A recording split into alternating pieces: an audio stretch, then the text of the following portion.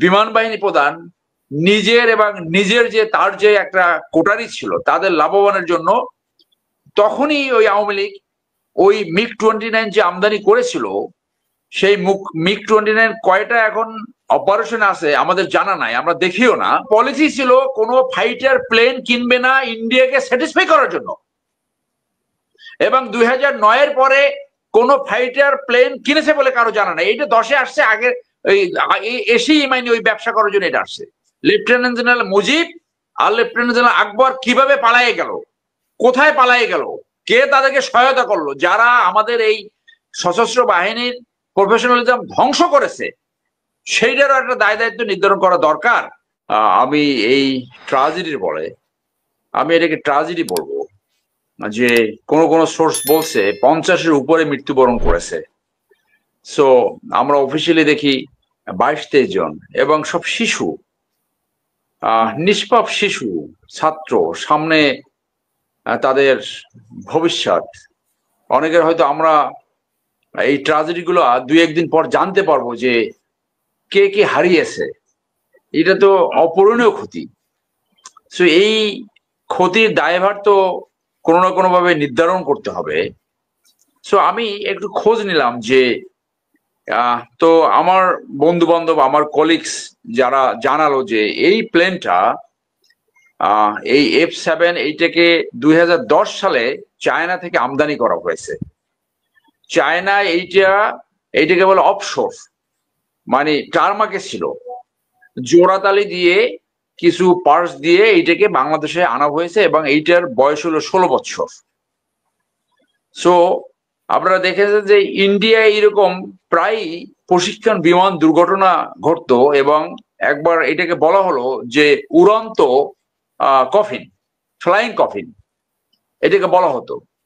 So বাংলাদেশে এইটাও আজকে আসলে একটা ফ্লাইং কফিন ছিল।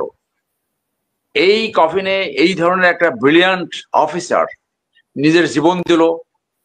আমাদের শিশুরা, আমাদের এই 50 অধিক শিশু, তাদের পরিবার এই ব্যথা কিভাবে বহন করবে আপনি বলেন?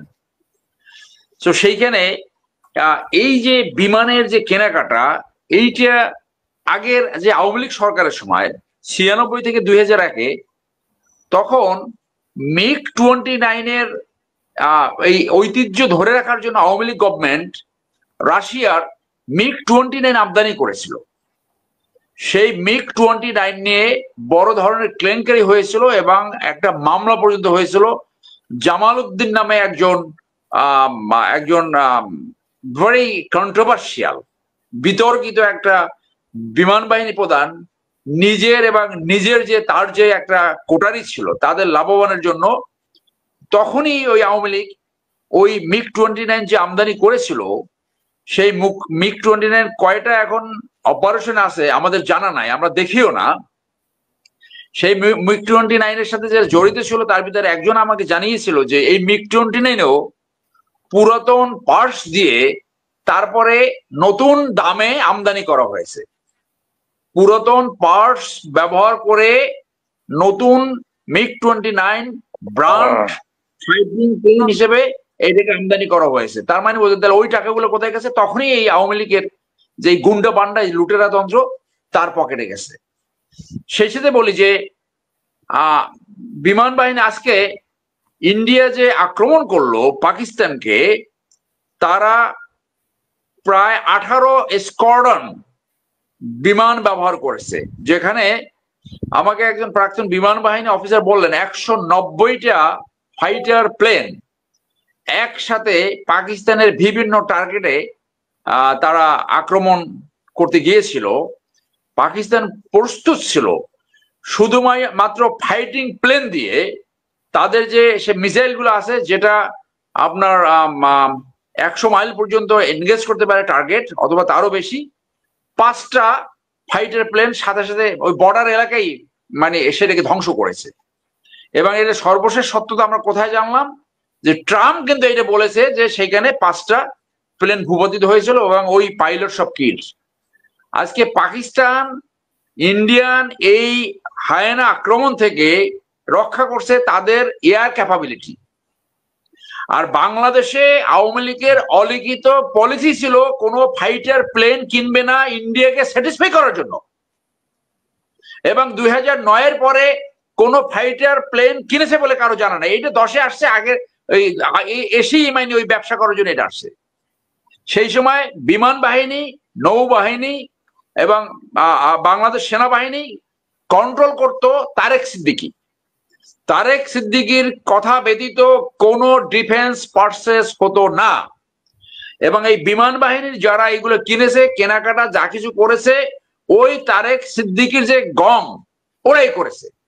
এর ভিতরে অনেকে নাম আছে, আমি নাম বললে হয়তো বিব্রত হবে, যে যারা ওই যে কোটারি, এই কোটারির এই বিমান কেনার সাথে যারা জড়িত ছিল 2009-10-এ, তারাই আবার বিমান বাহিনী প্রধান হয়েছে।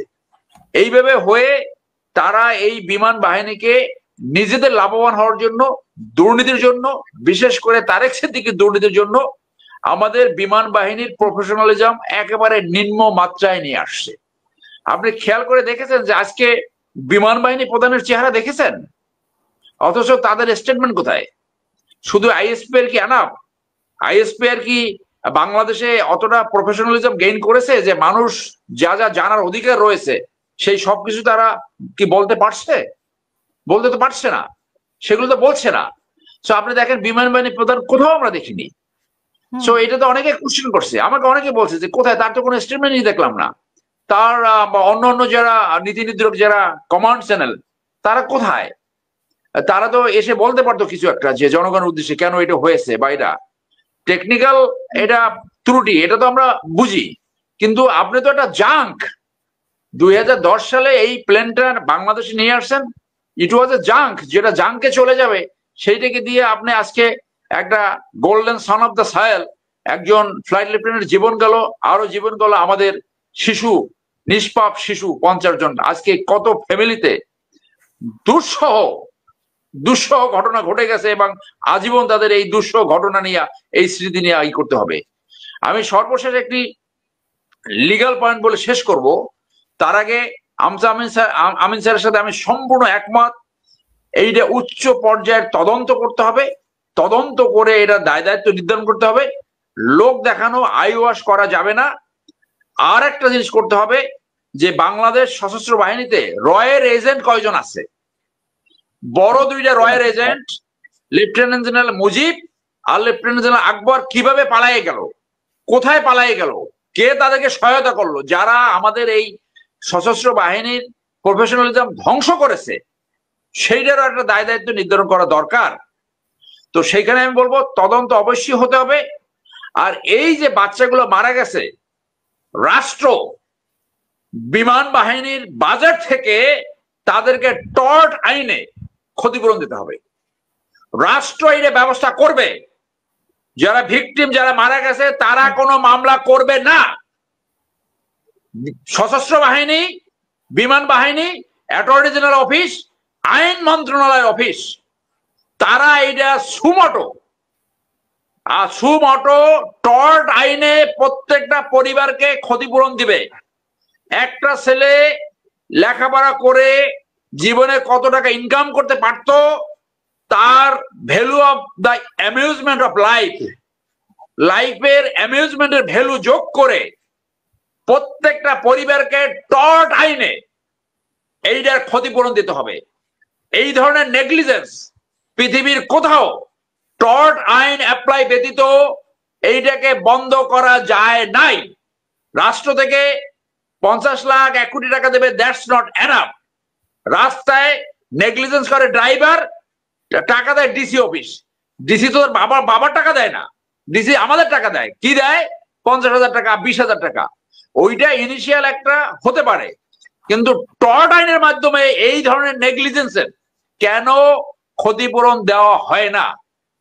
রাষ্ট্রগতভাবে আমরা একটা ডিসফাংশনাল স্টেট, একটা নিচু জাতে পরিণত হচ্ছি, একটা অসভ্য জাতে পরিণত হচ্ছি। কোন সভ্যতা, কোন ভব্যতা, কোন সংস্কৃতি কেবল নিচের দিকে যাচ্ছে। এবং এই রাস্তাঘাটের অবস্থা দেখেন, মানে একটা জঙ্গল রাষ্ট্র। হ্যাঁ, আর এক পক্ষ এসে খালি আরাম করতেছে। ওরা এখন গাড়ি, ঠান্ডা গাড়ি, পতাকা পথ করে, আর উপদেষ্টা সাহায্যে কোনো কাজই করতে পারে না এখন পর্যন্ত, যেসব কারণে আজকে এইসব ঘটনা ঘটছে। সেই জন্য বড় ধরনের তদন্ত করতে হবে, ভেরি প্রফেশনাল তদন্ত।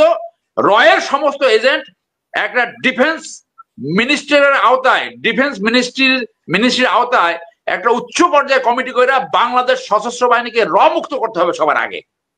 এই র এখানে বলছে তোমাদের ফাইটার প্লেনের দরকার নাই, তোমাদের দরকার নাই, তোমাদের নিরাপত্তা আমরা দেখব। ওই আলোচনা আমাদের করা উচিত যে বিমান বাহিনীর এফিসিয়েন্সি এত নিচে আসলো কেন, সেইগুলো নাইলে রাষ্ট্র হিসেবে আমরা টিকে থাকবো কিনা আমার সন্দেহ রয়েছে। ধন্যবাদ আপনাদের।